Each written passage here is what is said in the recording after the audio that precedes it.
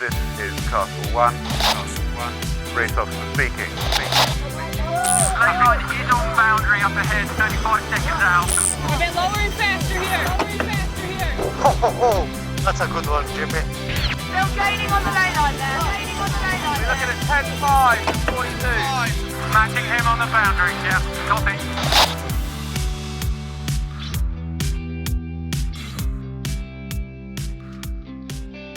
Welcome back, podcast listeners, and thanks for joining us for another bumper edition of the podcast. I'm not going to give much away, but if you like a glimpse behind the scenes, this month you're in for a real treat. We've got a great podcast for you. Before we get into all that, thank you for all your messages. Lots of you got in touch after last month's podcast. I'm glad you all enjoyed it. It's always great to hear from coaching staff in any sport. I mean, they were a fascinating bunch. Thanks for all your comments. Also, to those of you that saw my offshore announcement this month, thanks for your messages. I'm back in a brand new Sunfast 3300 this season. The speedy little offshore Jono, courtesy of Sea Ventures UK.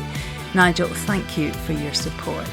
You may have read my double-handed partner from last season, Henry Bombay, has some exciting new projects lined up this season. So the big news, the big change is that I'm partnering up with the offshore legend Dee Kufari, guest on the podcast just a month or two ago.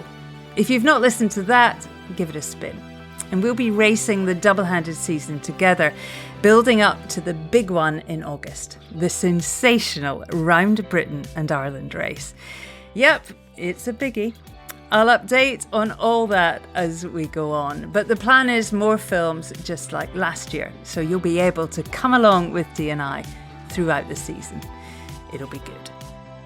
A massive thanks to all of you who have contributed and left messages on buymeacoffee.com. It's really appreciated. I know we say it every month, but it really does take a lot of time to put this podcast together. Tim and I put a lot of effort into the pod, and we'd like to try and stay ad-free. So to all of you who have supported us, many thanks. Some of you have been more than generous. Thank you. And if you like what you hear and you haven't done so, then it's really easy to find. buymeacoffee.com/sailing podcast. It's super quick, super easy, and it's greatly appreciated. Right, on to their guest this month. We've had a lot of big names on this podcast over the years, so listen to this fact. Russell Coutts, Jimmy Spittle, Ben Ainsley, Brad Butterworth, Kyle Langford, Giles Scott. Giants of the sport. Big name America's Cup sailors, all with one thing in common. They have all sailed an America's Cup regatta with this month's guest. That's right, our guest this month has sailed in 6 America's Cup campaigns. Remarkably, ladies and gentlemen, 5 of those in the actual Cup match itself. He sailed for 3 teams, firstly his native Team New Zealand, then with BMW Oracle, and then Land Rover BAR. He's lifted the Cup 3 times, was recruited by none other than Sir Peter Blake following a remarkable story of chance encounters. He was at Team New Zealand throughout the exodus of talent to Swiss Team Alinghi and was even part of that Oracle team that came back from behind to win the Cup in San Francisco. So his career is nothing short of remarkable. We know you want to hear from the big name helms on the podcast, but when it comes to some behind the scenes chat about life trying to win the America's Cup, I promise you, this month our guest has some fascinating insights. I hope you enjoy the time I spent with Jono Macbeth. I hear this big, deep, booming voice behind me goes, "You need a hand." And lo and behold, there was Blakey standing over me. Russell and Brad, they drove that team and they drove where they wanted it to go. Jono Macbeth, welcome to the podcast. It's a pleasure to have you on the pod. You're just done at work and we'll have a chat about what you're up to a little later, but currently working at North Sails based on the Isle of Wight. Actually, I should mention a big friend of the podcast, President at North Sails, Kenny Reid, has just launched a technical sailing pod, everyone. Well worth a listen. And I bet, Jono, you probably have to listen to that. But, do you like a bit of audio? Do you listen to podcasts? Yeah, I do. And, thank you for having me along. And, yeah, obviously listened to Kenny's podcast, which I thought was really great the other day. But, I am a bit of a fan of podcasts. I quite enjoy them. I think it gives you a little bit of... It's quite a unique experience, isn't it? An insight into, I think some really interesting people that wouldn't normally, be seen in the public eye. So, no, I think they're great. Well, we're big fans in this house, for sure. We've always walking around with our giant headphones on. You've had a phenomenal sailing career, Jono. I'll take the listeners through some of that in the intro, but without giving away the big turning point in your life. What were you up to sports-wise in those early years? Yeah, that's for sure. My pathway into sailing definitely wasn't the one well trodden at all. And I guess, as a teenager growing up, did a lot of running, cycling. I was quite into kayaking. And really that's kind of how I ended up in sailing. It was a bit of a chance meeting I had one day. At the time I was 22 years old. It was funny, I was actually looking through a few speeches that I've got, and it fluctuates between 22 and 24, so it's somewhere in my early 20s. I know what you're going to say, Jono, and I do want you to talk about that, but I guess I want to understand what kind of a young athlete you were. I mean, you say, a bit of running, a bit of cycling. It was more than that, though, wasn't it? Yeah, I guess, well, I was...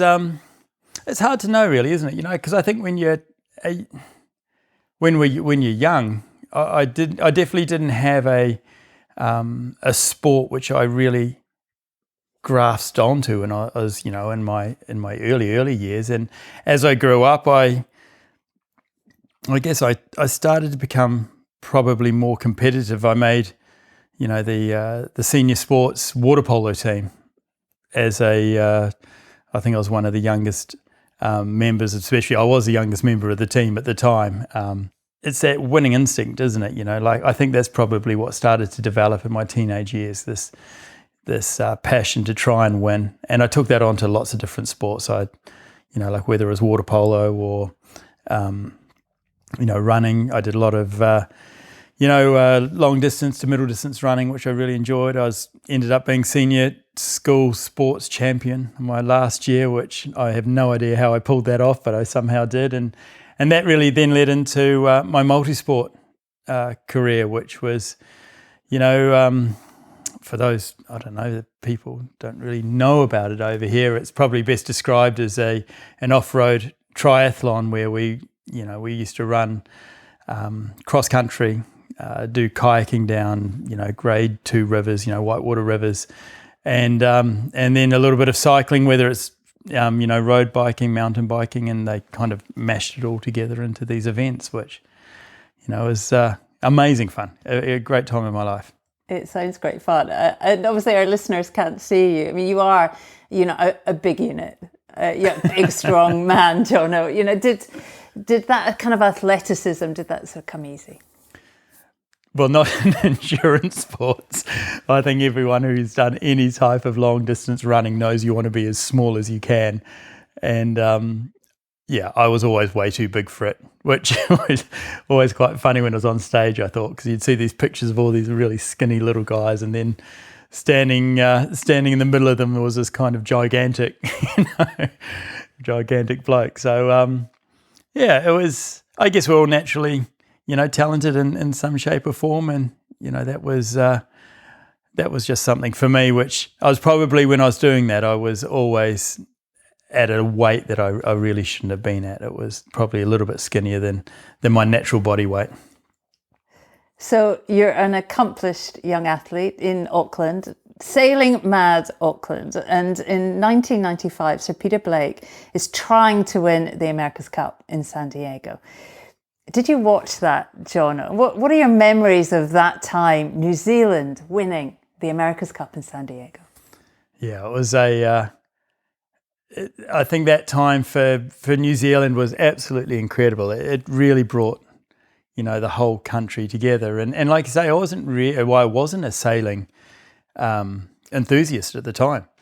But, you've been down to New Zealand, everyone, saw the Cup and, last year and you can't help but get drawn into this incredible enthusiasm I think that New Zealanders have for sport in general. And, the America's Cup, here we were, this small nation taking on these, the big guns of it. And it really captured everyone's imagination. And, it was amazing to watch. Now, there had been quite a build up to that, of course. We'd had KZ7, we'd had the dog match.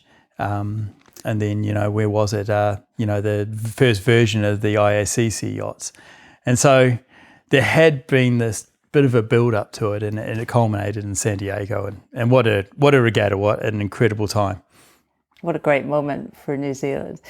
Now, our listeners will have heard, how many of our guest careers started in dinghies, youth sailing, all of that.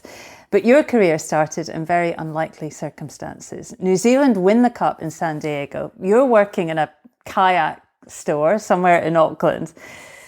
Tell us what happened. So this is what you were getting to earlier on.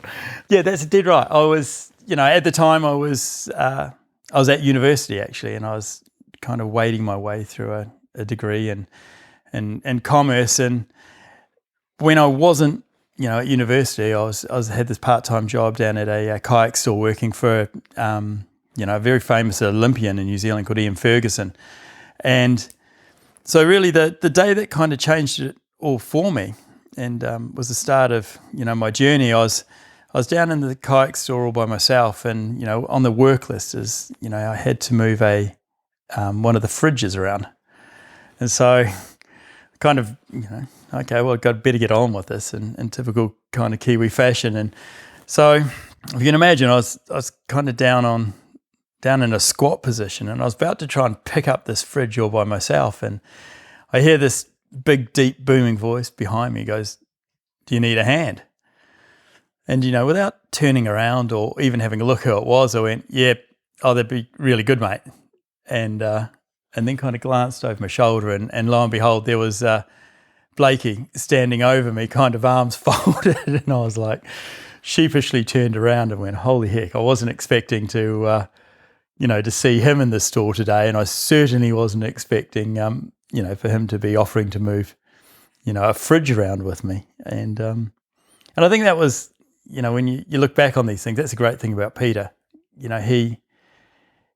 He had no bounds to his management style, and here he was. He could just see a job that needed to get done, and he offered to give me a hand. He didn't know me from Adam. So anyway, we got down to the business of moving the whiteware, and as it turned out, he was in the shop to buy a kayak for himself and also James, his son. Because they were all moving back to Auckland after the successful challenge in San Diego back in '95, and so we ended up buying a kayak, or I don't know, I ended up selling one. I'm not quite sure which way you look at these things, but we ended up spending a couple of weeks bobbing out around in the Waitemata together. I was teaching him, the basics of kayaking and what to do and the simple safety stuff. And kind of at the end of that, he offered me a trial.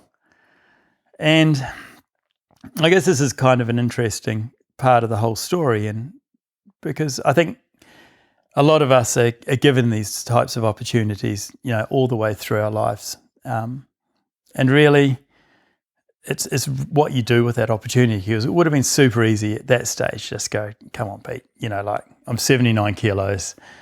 I've had no sailing experience. I'm in the middle of, trying to finish my exams and all the rest of it. It's, it's not going to happen." But instead, with a little bit of youth and enthusiasm, I went, "No, yeah, that'd be really good, actually. It's let's give it a go."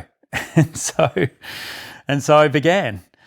And I remember the first day that I went down there, I was just going, I've walked in the door and just, what am I doing here? You've got these, all these amazing sailors that I'd seen, 5 or no, not quite 5, it was about 3 years earlier, winning the America's Cup in San Diego, holding up the trophy, and Brad Butterworth and Russell Coutts, and then you had all the other guys,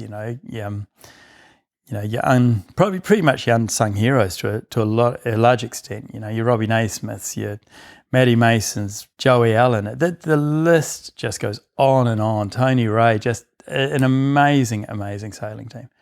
And here I was walking in there, and here I am for a trial. And so anyway, the day went on, and we went out for a sail and came back in. And interestingly, at the end of the day, no one said, "Don't come back." They didn't say come back either. It was just kind of nothing was said. And so I went home that night and, tried to process that and went, I'm just going to go back down there again. And so the same thing happened the next day. And over the summer, I just got more and more experience, got to know the guys a lot more and, listened to them and tried to take in everything that they were saying. And, 8 months later, Russell rang me up and offered me a job. So it was unbelievable. It was an incredible time, and you've got to take your hat off to those guys to take someone like me under their wing and and show me the ropes and give me that opportunity. I love that. That's so Kiwi, isn't it? That they don't tell you to come back, but you just keep coming for 8 months.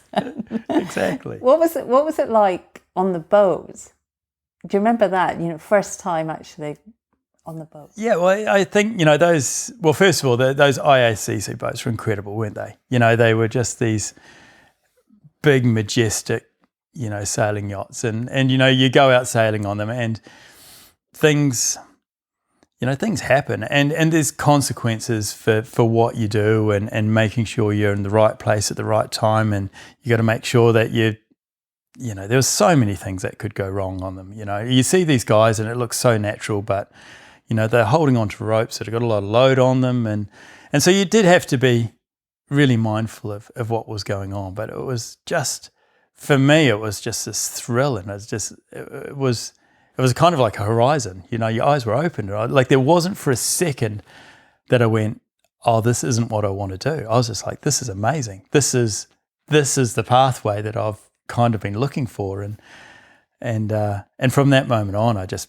put everything I could into, getting bigger, getting stronger, learning, my position on the boat, getting another skill inside the team, and just making yourself as worthwhile as you could to the team. And I think that's the great thing about sailing teams, and especially back then, is everybody had a part to play. Some were bigger than others, some were more important, but you needed them all to be there. They all had to go right for you to be successful. As you say, it was a team, stacked with big names and talent. Russell Coutts, of course, was there, Brad Butterworth, the young Dean Barker in there, and as well as, people like Murray Jones, Tony Ray, Hamish Pepper. Who do you remember most? What was that culture like, and who kind of took Jono Macbeth under their wing? Well, yeah, like you say, there were just so many people there, so many great sailors. And when you then go look back over, the last 20 years of New Zealand sailing, if not world sailing at that top end level, they're all there in some shape or form. And even before that, like your Whitbread sailors, that Volvo sailors, just under Jules Verne as well. I think Barry Mackay at one stage, and you'll have to fact check this for me, but let's not let this get in the facts get in the way of a good story. But I'm pretty sure he held the Volvo, or the Whitbread back then, the Jules Verne, and also the America's Cup all at one time. And so you're just thinking about that sort of, skill and ability. It's incredible. But, I was obviously came into the sailing team as a grinder. So you guys got guys like Andrew Taylor, Craig Monk. They really, really took me in and showed me the ropes and were incredible mentors and teachers. And, Joey Allen, another, a big part of my sailing career. And so, yeah, it was really an incredible campaign to be involved in. I can't imagine how exciting that must have been as the Cup approached. At home in Auckland, what was the atmosphere like at home for the 2000 Cup? Oh, it was unbelievable. You know, if you could bottle that atmosphere, it was you'd take it anywhere with you. It was unreal. You know, the not just the city but the country got involved, and you know, the flotilla out on the water. You just have to see some of those pictures to you know, to get a taste of it. It was amazing, absolutely incredible. And you know, I remember when we came in that you know, after winning, and it was one of those, you know, full team efforts where everyone jumped onto the, you know, the race boat and we all towed in together. And I think from North Head no one could see because there's that much champagne getting, you know, sprayed around in everybody's eyes. But you know, we got into the viaduct and it was just wall to wall people. You know, there was hardly any room to get the race boats in, and it was just, you know, fantastic. And I remember there's that very famous photo of Dean and Russell holding up the cup, and you know, there's just people everywhere. They walked back to the base after that. And I always thought that was amazing. They just kind of, you know, pushed their way through the crowd and, you know, just had time for everybody. And it really was just an incredible, you know, party atmosphere, which I think is an interesting thing, because when you're involved in the Cup, when you're competing, the build-up to a regatta or a big race, you wouldn't call it enjoyable. It's pretty stressful, you know, like there's a lot riding on things. And even though, you know, the preparation for that regatta was, you know, unbelievably good, you still have this expectation, and you're not really sure how fast your boat's going to be. You know, you've got an idea, and, you know, you know that the designers are giving you, you know, numbers and all the rest of it. Not until you get out there and you line up against someone that you truly understand the, you know, exactly where you sit. So I think with all big regattas, it's, you know, it's got this incredible air and excitement for everybody else, but the people involved in it, it's, you know, it's business, it's big time sport, and you need to get things right. So, yep, amazing once that final gun goes, but up until that, you know, it's you know, you got your head down and you're pretty focused. We've had both Russell and Brad on the podcast, not Dean yet. I mean, I'm just sort of wondering, you know, from the inside, I mean, what was that? It's an incredible partnership. We talk about it a lot, don't we, the pair of them. What was that like, racing with them? Yeah, well, yeah, exactly. You know, those two are probably they were you know, God, they were at a point of their careers where, you know, they were piecing things together so very, very well. And, you know, they had that core group of guys that were there. And I think if you're going to sum it up in any way, it's just probably pure respect. And, you know, this was my first campaign. So, you know, like for me, everything was a little bit bright and shiny and new. But even then, you could see that these guys, you know, they had the will to win and they wanted to win. But they didn't mess around with what they said to each other as well. You know, like they could actually be very honest and open with each other. And it wasn't always, you know, nice and fluffy. Like one of the guys said to me one day, he goes, you know, you can't, come on, mate, we got to, you know, pull your socks up. We're not here to play tiddlywinks. And that was, you know, the nice version of how he put it. and that was, you know, like Russell and Brad, they drove that team and they drove where they wanted it to go. And they expected everyone to be as dedicated and to be as hardworking as they were. Good lessons. After that Cup, Jono, things got a bit nasty. And we've spoken to Russell and Brad on this podcast, but what was it like? Key members of Team New Zealand left the team to sail for the Swiss. Can you remember that? And, you know, how did you first hear about it, that the team was splitting up? Well, I was probably one of the last to know. And I remember actually I was walking into the base and there was, you know, there's a group of reporters outside because it had been leaked and you know, like going, hang on, that something's not quite right here. And so we went into the base and actually we had a team meeting about it, and, you know, it became pretty clear pretty quickly that, a lot of people were leaving the team. It was their time, and they felt like it was time to move on and go in different directions. And yeah, it was, I guess, for the guys that were left, it was a pretty exciting opportunity because, you were no longer under the shadow of these, incredible personalities and sailors. It was time to get out there and show everyone what you could do. And it was and that turned into, that was an incredible campaign in its own way, and it had a, the ending that no one really wanted to see or be involved in. But leading up to that, it was incredibly innovative. You think about all the, the innovations that were done. You had the hula.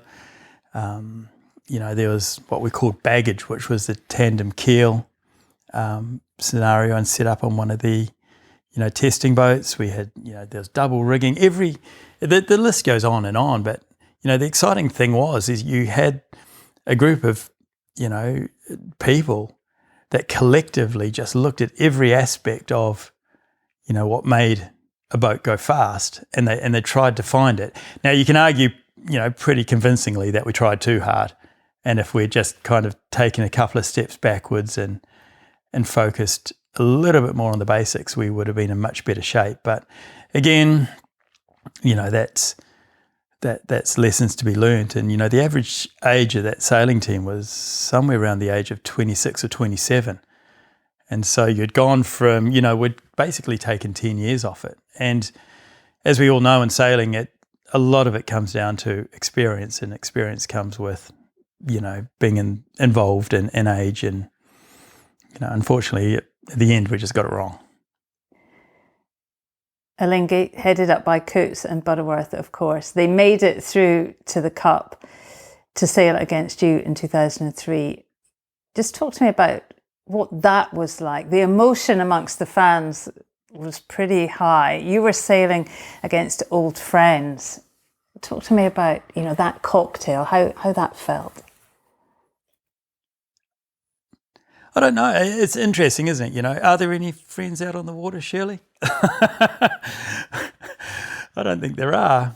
There was certainly, from my point of view, and as I've always, approached my career, you go out there and you race as hard as you can, don't you?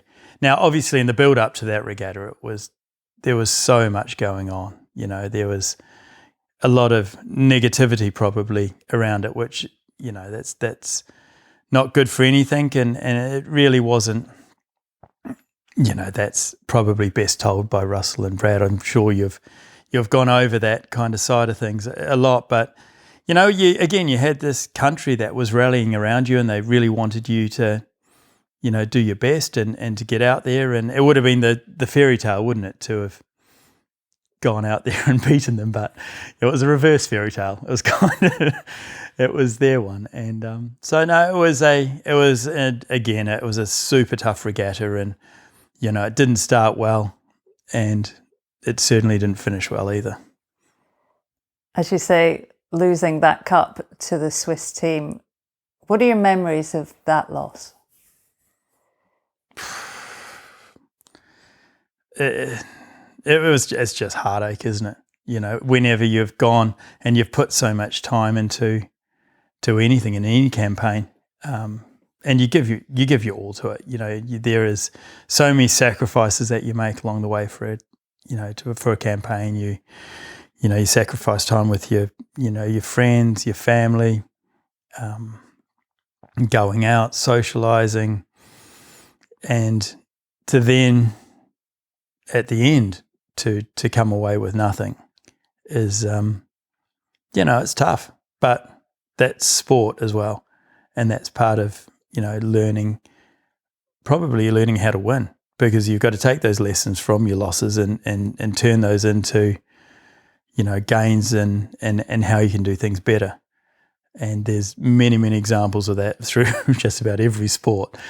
And so it's just one of those things, isn't it? You're having to deal with adversity, and it became pretty evident quite quickly that we were off the pace and things weren't going to go that well. And then we broke a mast. and then we nearly sunk the boat and you know, it was a tough old time. In that regatta, you would have had to do everything absolutely perfectly. We crossed the line and I had no idea who had won. It was a crazy old time. I remember on the first day we left, we didn't know where the race course was. We stayed in the team for 2007, and that was a well-attended edition of the Cup in Valencia. Lots of teams. I mean, the last Cup sailed in monohulls, and New Zealand made it through the Challenger Series. How intense was that Valencia Cup? It went on forever, didn't it? It did go 10 on for challengers, a long time. 20 matches, I think, to get to the Cup. What are your memories of that Valencia Cup? I mean, it must have been exhausting. Yeah, it was just, you know, it was a fantastic regatta to be involved in. For all of those reasons, it did go on for a long time. And there was so much diversity in who you're racing. There was new teams all the time, and you know the schedule was, I think it was awesome. You know, like we were racing and we're doing a lot of it, which is what you want to do as a sportsman. You want to get out there, and so often in these America's Cups, you spend so much time training, but you know the racing is such a small part of it, and so all of a sudden here we were in this, you know, fantastic venue and getting to race all the time. It was great, and you know from coming, you know, not quite the phoenix rising out of the ashes, but you know Team New Zealand was changed around there. You know, we had, Grant came on board and made some super positive changes to the team, and the core group of guys was still there. So, you know, we had quite a big score to settle, and you know, so again, you had this, you know, willingness to work and to work hard and to push the limits where we could. So yeah, it was it was amazing. We had, Ben Ainsley was there as the backup helmsman, which is always exciting when you're match racing with him. You know, things definitely get close, and he pushes hard, and it was really cool. And as you say, it was the first Cup with Grant, leading the campaign. What did he bring? What was that like, that culture then?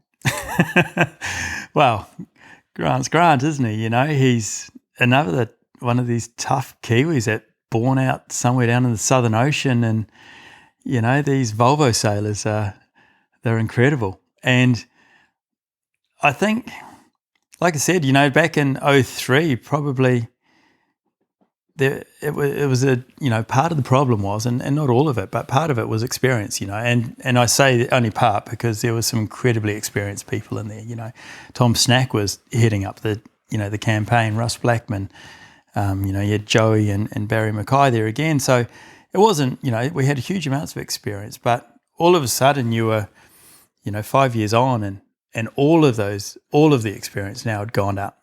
And now you have, you know, Grant, and you have Kevin Shoebridge, who had run successful campaigns in the past. And so they brought their, you know, maybe Volvo style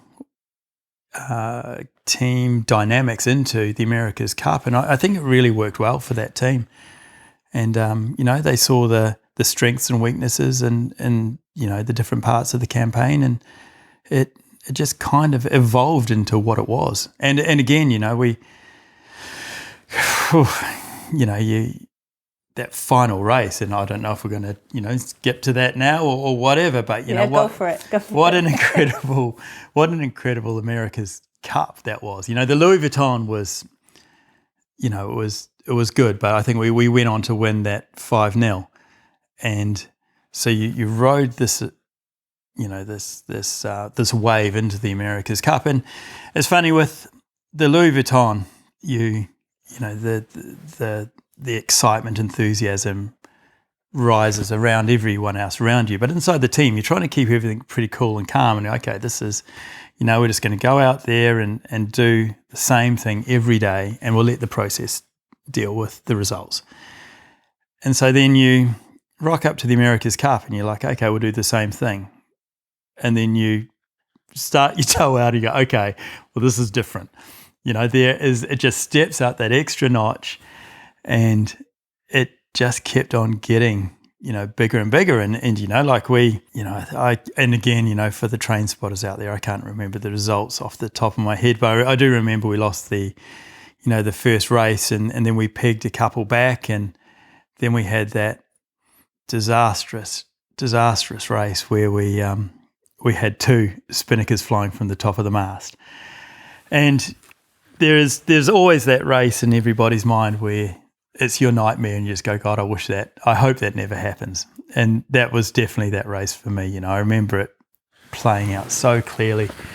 We hoisted, and there was a tear in the tack, and it was spotted real quickly, and it's like, okay, we've got a tear here, we need to set up to do a inline peel, and the guys are working on that. Alingi see the flurry on the foredeck, I imagine, and they heat up and they try to roll over the top of us, and Dean reacts exactly as he had to, and next minute the spinnaker bursts, and the chute's not ready, the peel chute's not ready, and anyway, so Jero's going out to the end of the pole, and he's got the tack, and everyone's looking at it, and next minute the call's made to hoist. I'm just going, God, it doesn't look like that's hooked up. I'm sure that, but it must be, because this is, you're hearing that call, and you've got to, rely on everyone around you, and so off we go, and the chute hits the top, fills, and the tack isn't connected, and it's just this impossible scenario. You're going, how on earth have we gone from leading around the the last top mark to this case? And it's one of those unbelievable lessons in sports. It's not your first mistake that you make, it's actually how you deal with it. And we didn't do it that well. It was great drama watching. Thanks. It was made for very good television. It was great. Alingi also were slightly quicker in the end, weren't they? Yeah, they exactly. had an edge. And I think we've seen that in every modern America's Cup, especially the ones I've been involved in. The fastest boat will always win in some shape or form. And, I think in that regatta, you would have had to do everything absolutely perfectly. And that's pretty difficult in an America's Cup race to start stringing together perfection, because, that pretty much never happens. But, it was it was close, and it would have been interesting if we'd won that last race to see how it all played out. I suspect the result would have still been the same, but it would have made for a couple of cracking races. And it was interesting, that last race, crikey, how that's again heartbreaking. We got the penalty at the top mark, and then we were going down that last run, and I remember Ray Davies, he said, "We will not finish this race on a spinnaker." And he was going, "Come on, Ray, what are you seeing that I'm not?" And as it was, we didn't finish that last race on a spinnaker. And again, just ran out of a bit of a runway, and and there was a lot of conjecture about whether we did the penalty too close or too far away the line, and at the end of the day, it doesn't matter, does it? Lingy slipped across there by a metre or whatever it was, and the rest is history. But I do remember, I remember we crossed the line, and I had no idea who had won, and just the sinking feeling in your stomach when you're seeing the other team throw their arms up in the air and, start hugging each other and going, okay, it's obviously them. Let's shake hands and call it a day. So 1997, 2003 and 2007, you've sailed in 3 cups for Team New Zealand. Jono, what happens next? Well, then it was, I guess, after the 07 Cup, I decided to, it was just time for a change as these things happen and in sport, and that's a great thing. You get to, you get to make changes. And so I switched teams and went to Oracle, which Russell was heading up, and I had a lot of, friends go over to as well. And so it just felt like, to me, it was the right time to go. And an unbelievably hard decision to make. Like, it's to have been given the opportunity to start a career with a team and sail for your country is, it was something that was super special, and it wasn't lost on me either. I took so much pride in, sailing for New Zealand, sailing for my country. And so to make that decision to leave was tough. It certainly wasn't an easy one, but I think in the end it was definitely the right thing to do. And it just comes a time sometimes in life where you do need to make a change and move on. So as it was the time when, when I left, we were still doing was going to be a multi-challenger, a monohull. There was a lot of talk about that canting keel 90-foot boat, and that sounded super exciting. I was going, this is going to be awesome. And as it turned out, unfortunately, there was a loophole. Well, no, Alinghi left themselves open to a D2 gift challenge. It wasn't a loophole, it was a clear breach of the protocol. And so we went down the road of the deed of gift, which is just led into the craziest 3 years of sailing that I think anyone's been involved in a long time, that's for sure. It was mad, wasn't it? I mean, just to put this in historical context, the 2010 Cup was full of acrimony, court hearings, etc., and ended up with, as you say, the deed of gift match, Alinghi versus Oracle, which saw you sailing a 90-foot trimaran. The decision was made to sail with a wing on the trimaran as well. It just got crazier and crazier. I mean, what are your early memories of all of that, dealing with this massive boat with this massive wing?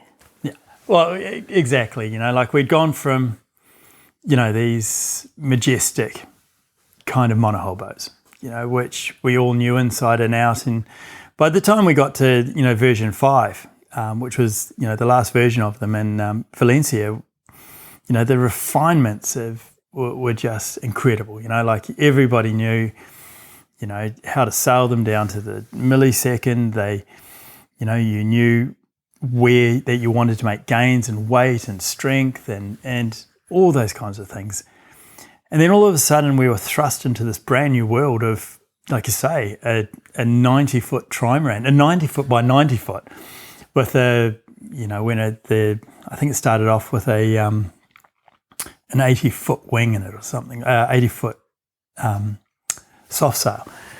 And you're looking at the pictures and you're going, oh, that's pretty big. And then someone would overlay it on an ISCC boat and you're just like, holy smokes, that is massive. And so it was just this new learning experience again. All of a sudden these monohull sailors are out in, catamarans, learning, what the French have been doing for decades and decades. And it was amazing. It was great fun. We did and back in the early days, we went to Lorient, and which is kind of the home of, trimarans and the Imoca class and all that kind of stuff now. And it was amazing. I remember those days in Lorient, Frank Camas took us under his wing, and he was teaching us, and bringing us up to speed, and it was amazing.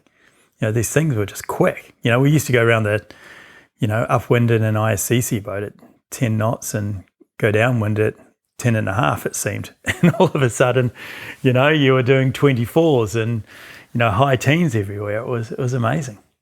It must have felt just like a mad world. Yeah, it felt like a new sport.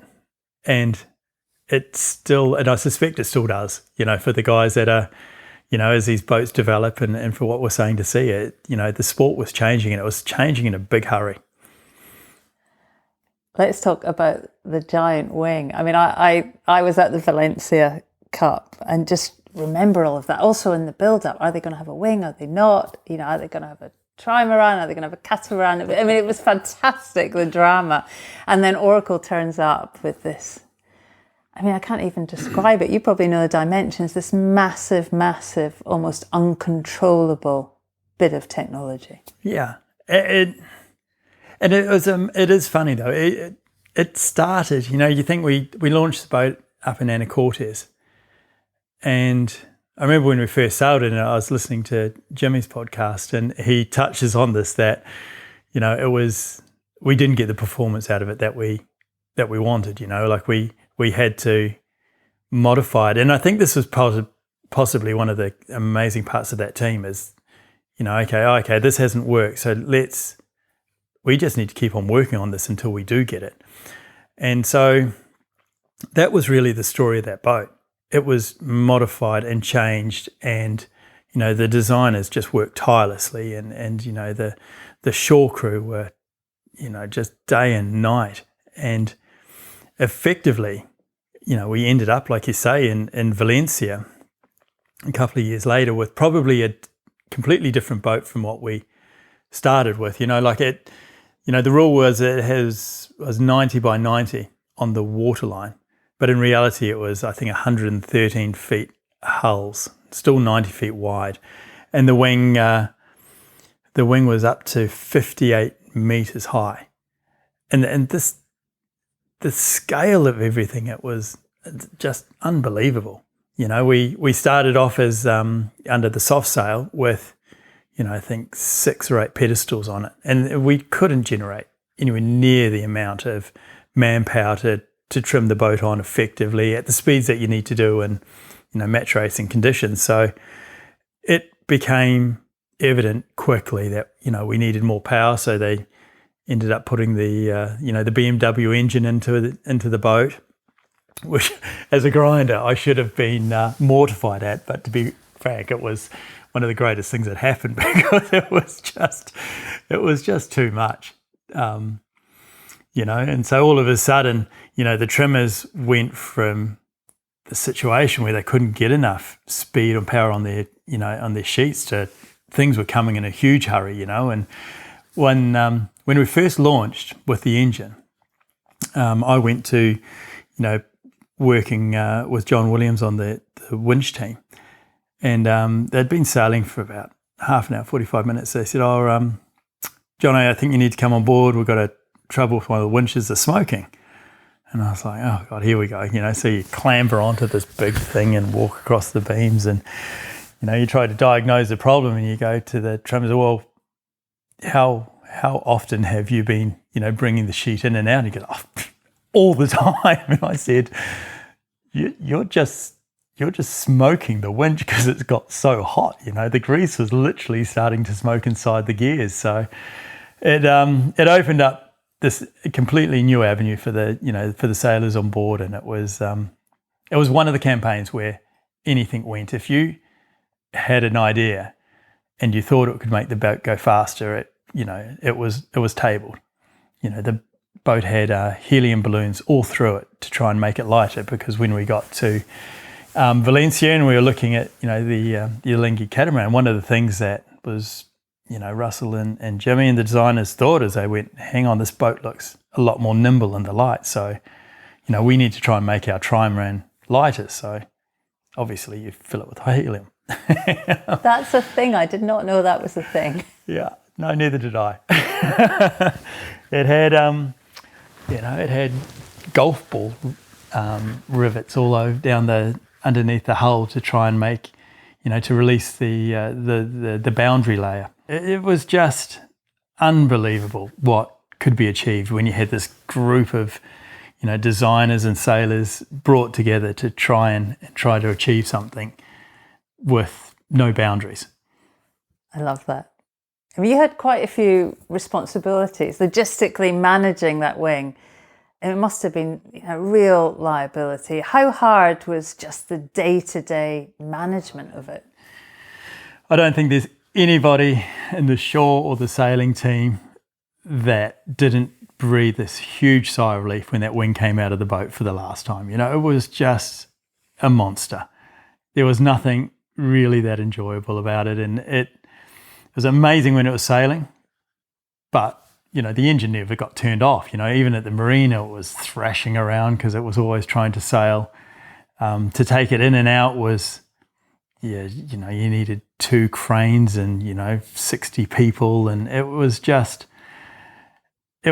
one of those machines that, you know, just, you know, ate time and money and people. And I mean, there was a situation actually in Valencia when we got there, and we were out on the commercial docks, so we weren't in the Darcina or anything like that. And so we're right at the end of the commercial docks, and there was this massive coal storage area there. And so, you know, when the wind was blowing out of the off the land, you'd just get covered in coal dust. And the wing, actually, you can see it in some photos, is black from all this coal dust that would kind of get blown against it. But anyway, so we had a massive tent that the wing and all the, you know, shore crew would work in, and then there's another tent for the trimaran to be in. And anyway, so we're out of the water, and we had the wing laying down is inside its tent, and this big storm came through, and the wind started getting underneath the tent. And, you know, it was basically, okay, everyone, we need to get in there and we need to start getting carpet or anything we can over the wind, because it's starting to, even when it was horizontal, we started to get flow over it, and it was, you know, unreal. And I remember running into this tent, looking around, running straight out again, getting my helmet, because the roof was kind of, every time the big gusts would come in, it was sucking down, and all the lights were falling off the top of the roof. The wing was starting to move, and I was just going, okay, this is it. If I'm going to die, I'm not dying inside a tent at the end of the commercial port by a light falling out of the ceiling. But it was unbelievable. And that was actually the same day Alingi's tent actually blew away. And so we were lucky, because if our tent had gone, the wing would have definitely gone, and that would have been it. The America's Cup would have been lost right there and then by the whim of the gods, by the wind gods. Oh my God. I mean, the whole thing must have felt so on the edge. You know, if something had broken or, you know, something had happened, it was all over. Yeah, and I think that was that whole campaign. Everything was just cutting edge, and it was right on the edge. You know, you'd go out sailing and you were pushing the boundaries. The boat was so big, the loads were so large. It was it was just incredible. We're talking, of course, about Oracle, Larry Ellison's team, led by Russell Coates. Just try and describe that feeling in the team. You know, a big budget, I assume, you know, really any design, any cup winning measure would get passed, irrespective of cost. Just try and sum up how that worked.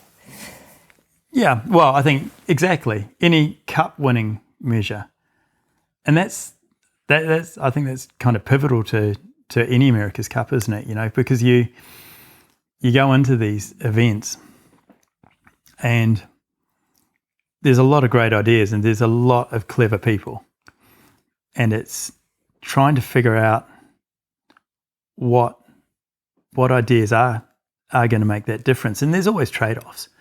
And, you know, you may have one really great idea, but it may not be worth the risk. And I think Tom Snack did a really interesting interview when he was reflecting back on the 95 Cup. And he said he had seen different campaigns over the years go down the beach and basically try and pick up every rock. So, you know, every idea, and try and discover the silver bullet. And he said they got to 95 and they didn't have the budget for that. So they had to be really, really cautious about what rocks they wanted to overturn, because, you know, you may have the greatest idea for a boom, but maybe the bang for your buck is better to be put into the keel or the bulb. And I think that's something that, you know, those top managers always realise. Yes, it's amazing to have a big budget, but it doesn't matter how much money you've got to spend. It's actually where you are spending it. It's the teams that sometimes need to be cautious about, where they spend their money that normally prevail. Now, that's probably not the deed of gift, because the deed of gift was completely different, because actually when things are developing that much, you need big budgets to get you on the right track. That's good advice. You still need to make good decisions. Yeah, and that's the same anywhere though, isn't it? I suspect in the Olympics and, Opti regattas, it's all about actually making good decisions will get you there in the end. Well, Jono, you'd gone from sailing traditional monohulls to this vast wing-powered beast. How different was that for you? I mean, did you know any different? Are you on the handles just grinding away, irrespective of the boat? Just talk to me a little bit about how it was for you on that boat. Well, exactly. So all of a sudden we'd gone from these, and it gets even more so as we move later on. But we'd gone from these monohull boats where you stayed in one position and you didn't move. Like you were pretty much glued there because that was your job.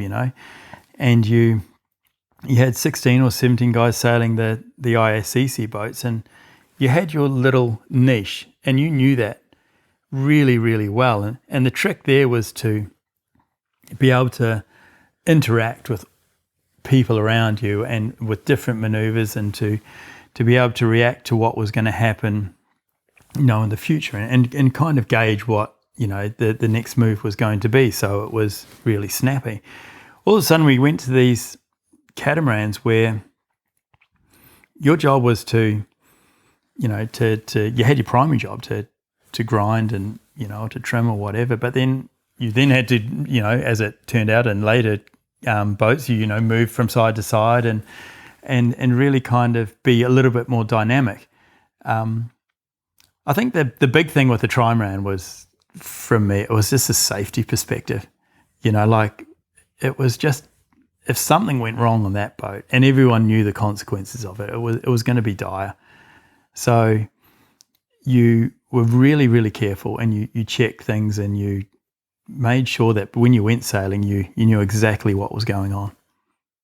Was it a thing? Was it discussed? I think it was always there, but not to the level it probably needed to be. It was a little bit, the wild, wild west, and we just kind of just went out there and took things on. But I guess that's part of the learning process, isn't it? And you have to, sometimes things have to happen for you to, to really sit down and take them seriously. Now, 2010 was your fourth cup, Jono, a win with Oracle Team USA, and what a day that was. It was crazy. What was that win like for you? Yeah, it was like a big sigh of relief. It was, there had been such a build-up, and like you were there, it was 2 races, and it was a crazy old time. I remember on the first day we left, we didn't know where the race course was, because Alinghi only had to tell us, I think, a certain amount of time before the race began. So, we just left at 5 o'clock in the morning. We actually had people looking at Alinghi's base, and okay, they've left, okay, off we go. And so we just towed out. It's pitch black. We didn't know where we were going. And, then, the sun rose. Okay, there they are over there. We're going the right direction. And finally made it out to the race course. And that kind of sums up the whole campaign. It was just mad. And I guess deed of gifts are like that. They're not a pleasant thing. It's not a race between nations where everyone's got their best sporting intentions at heart. It wasn't really supposed to be like that. But, it was just one of those regattas. And I remember after race 1, Russell came and he spoke to everyone. He goes, right, we've just got to check everything. He goes, in fact, I don't care if you checked it twice. I want you to go back and check it another time. He goes, because this could be the day, we could finish this off tomorrow, and but everything's got to be perfect. And so off you went, and you checked everything again, and there were guys who, that boat before a race day, people started prepping it at like 1 o'clock in the morning. And, there were people on the boat the whole time to make sure that, it didn't come off the mooring and all these kind of things. So I think when that was over, it was just this huge sigh of relief that, okay, we've done it. But now where do we go with the sport from here? And I think that was the real key moment. Do we go back into monohulls, or have we opened Pandora's box here and are we into something super special? It was a glimpse, wasn't it, into the future? Yeah, it was this tiny little glimpse, and look where we are now.